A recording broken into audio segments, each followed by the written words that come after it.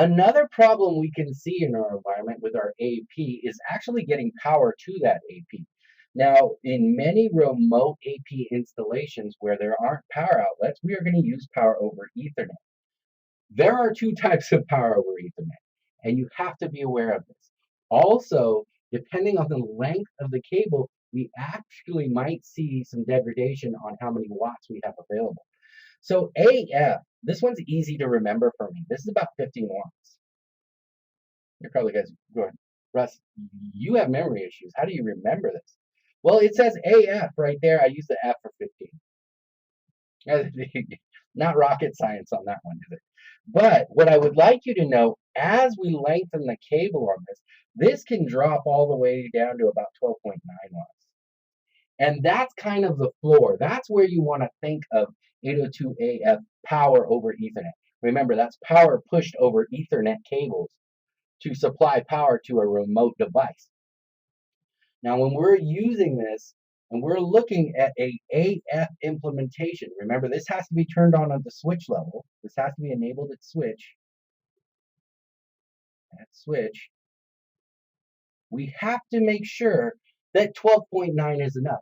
I know we're reading 15 watts directly out of that port, but that port goes to a patch panel. That patch panel goes into a ceiling drop. That ceiling drop then drops down into another wall plate. That wall plate is what wattage? I don't know until I test.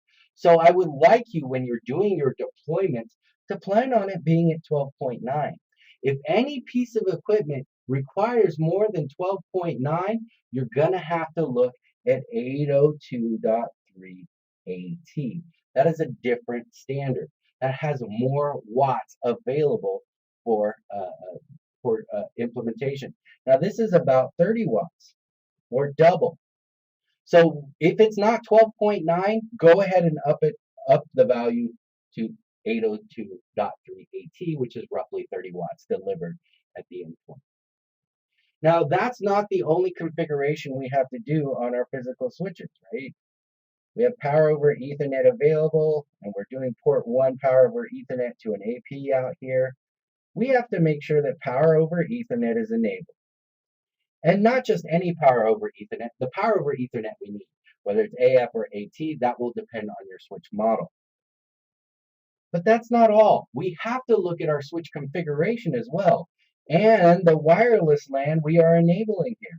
If this wireless LAN is mapped to a particular VLAN, we have to ensure that that VLAN matches on both sides here, or our data is trapped.